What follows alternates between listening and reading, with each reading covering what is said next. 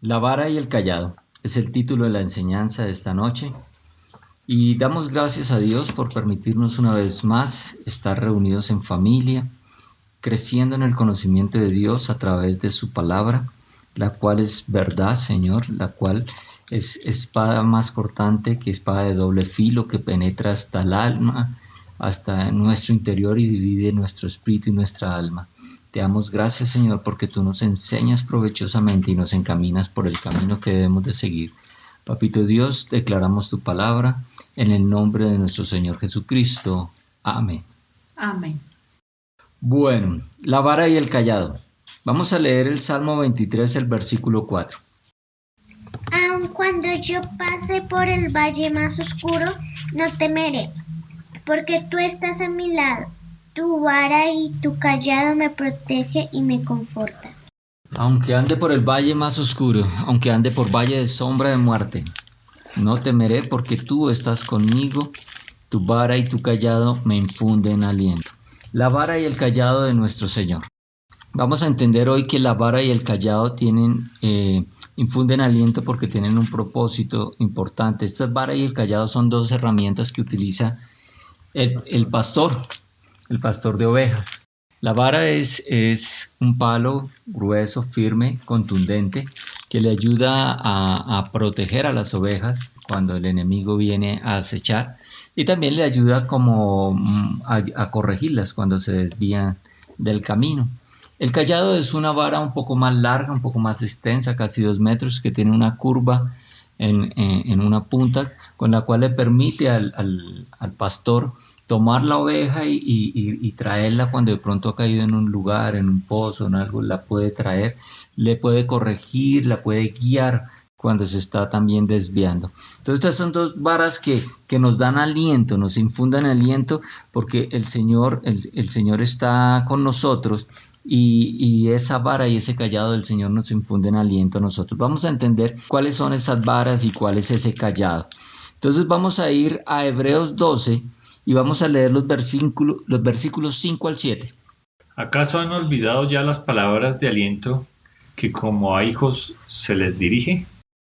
Hijo mío, no tomes como algo sin importancia la disciplina del Señor, ni te desalientes cuando te reprenda, porque el Señor disciplina a los que ama y azota a todo aquel a quien recibe como hijo. Lo que ustedes están sufriendo es para disciplinarlos, pues Dios los está tratando como a hijos. Amén. Entonces la vara es la disciplina, la vara es la corrección.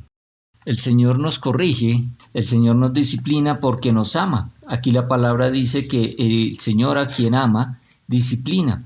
Y dice que no desmayemos cuando somos reprendidos, porque el Señor nos ama y ama la disciplina. Si soportáis la disciplina, Dios trata como a hijos, porque ¿qué hijo es aquel a quien el Padre no disciplina? Entonces el Señor nos está hablando de que a veces las circunstancias por las que nosotros pasamos son circunstancias que son consecuencias de nuestras malas decisiones, que son consecuencias de nuestro pecado y que pueden traer de pronto algún tipo de malestar, de sufrimiento, ¿sí?, en nuestra vida. Pero eso lo podemos considerar como una disciplina de parte de Dios, que nos está corrigiendo, nos está dando a entender que por ese camino no debemos ir. Él nos está corrigiendo.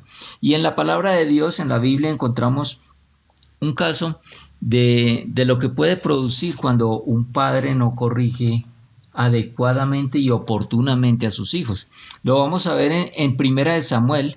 Vamos a leer el capítulo 3, los versículos 12 al 13. Primera de Samuel, capítulo 3, versículos 12 al 13.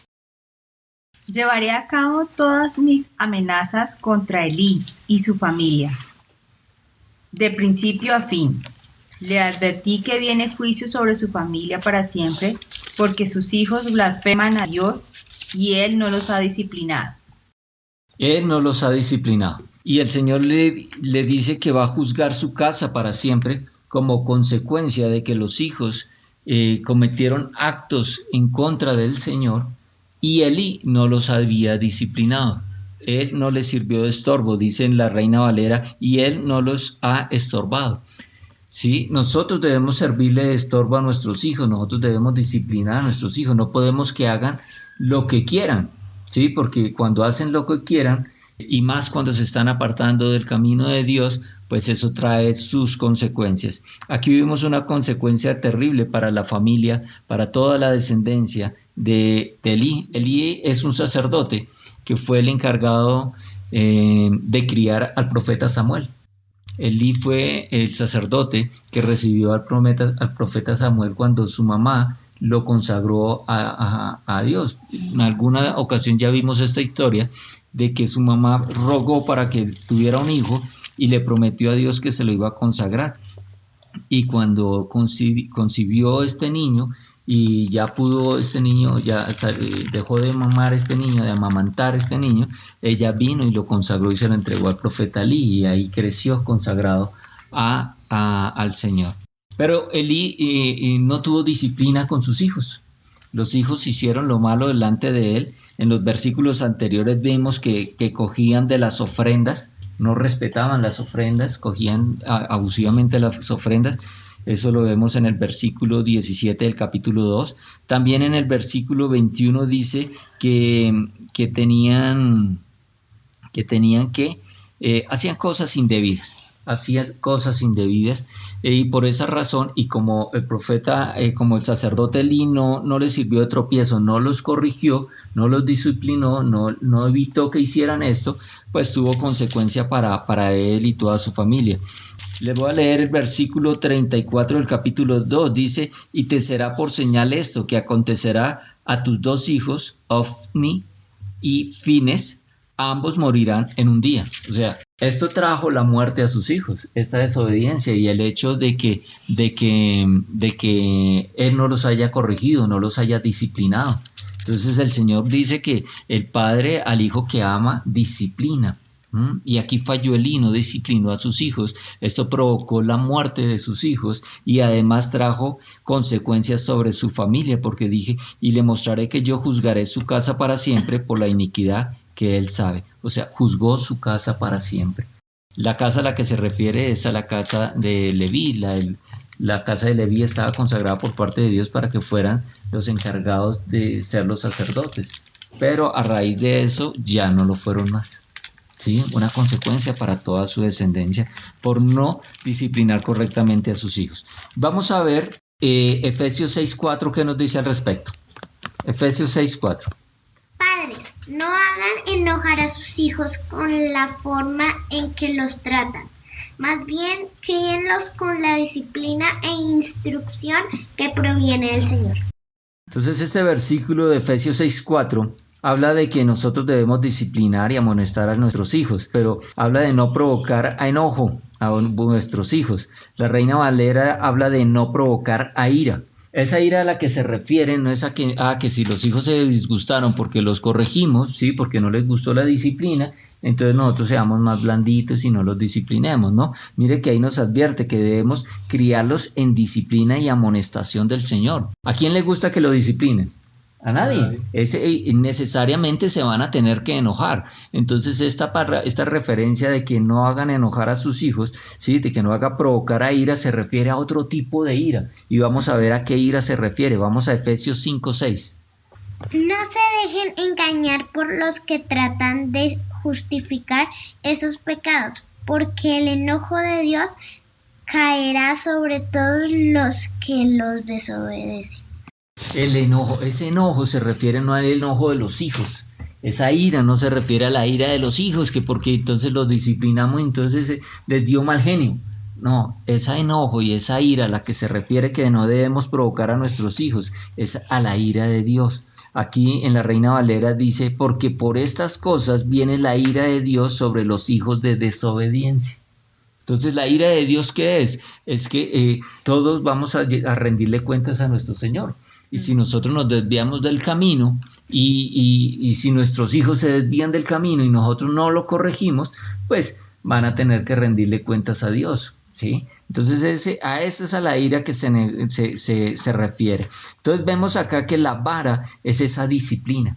el padre al hijo que ama disciplina. Por eso nosotros, la vara del Señor nos infunde aliento, porque sabemos que el Señor nos está disciplinando para vida, no para muerte, sino para vida eterna junto con Él. Ahora vamos a mirar a qué hace referencia el cayado.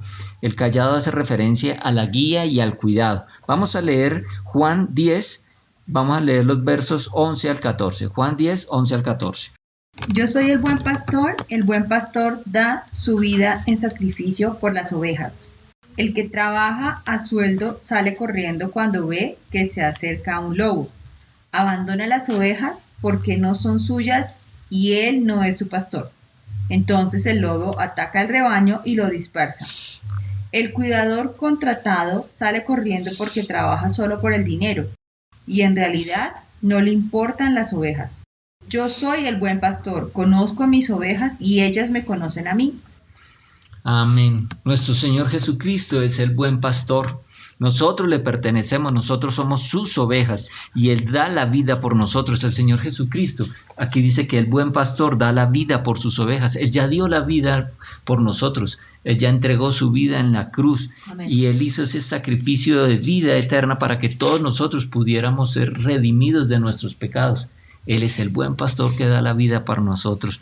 Él está ahí guiándonos, está cuidándonos. Él estuvo dispuesto. La palabra de Dios en Juan 3:16 dice que tanto amó Dios al mundo que entregó a su Hijo unigénito para que todo el que Él cree no se pierda, mas tenga vida eterna.